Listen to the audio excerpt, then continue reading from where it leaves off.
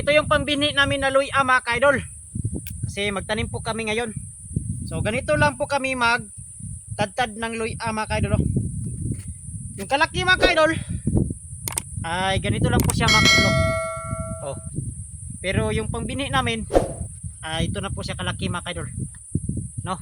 So Hawaiian po yung variety nito mga kaidol.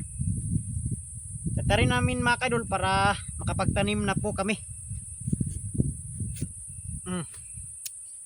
Ito lang kaliit mga kaidol yung aming gawing pangbinhi. Okay yung kan mga kaidol, yung kapon, yung tawag sa iba dyan ay kapon, yung ganito kalaki mga kaidol yung binhi.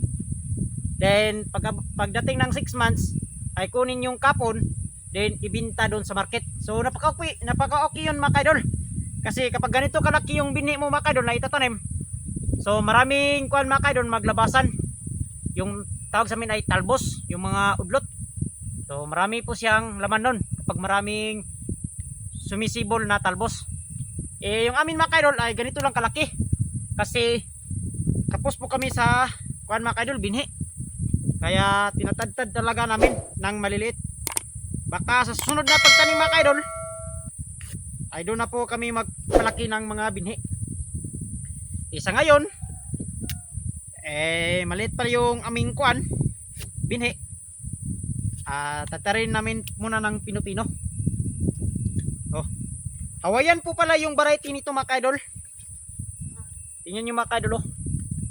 Napaka kuan po mga kaidol. Dito sa amin mga kaidol ay Hawaiian at saka taal. Yung maraming nagtatanim talaga dito sa amin.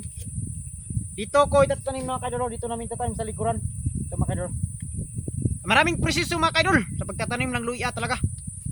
Sa paghagbas ng area, yung mga puno pinupulot at iniimbak, sinusunog para malinis yung area na taniman ng luya. Tapos mga kaidol ay sakir. Pagkatapos masakir mga kaidol ay ganito naman yung mga binhi.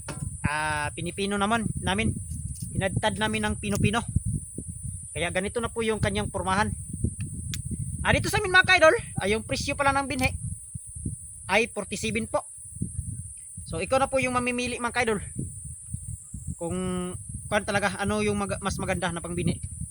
So kuan mga kaidol, may kamahalan talaga kunti yung pangbinhi. Pero kaidol, kapag bumili po kayo ng pangbinhi, pag-ingat po kayo mga kaidol. Dapat kuan nyo talaga mga kaidol. Tingnan nyo talaga yung binhi kung may kuan ba, may ano ba, may symptoms ba mga kaidol. Kasi itong pambini mga kaidol, mahirap kasi kapag makatanim ka ng may kuha na po mga kaidol, may nalalanta. Kasi baka mahawaan yung walang kuha mga kaidol, walang sakit. Kaya sa pagtanim ng luya ay dapat mag-ingat po kayo mga kaidol. So ganito lang po mga kaidol yung aming proseso sa paggawa ng binhi.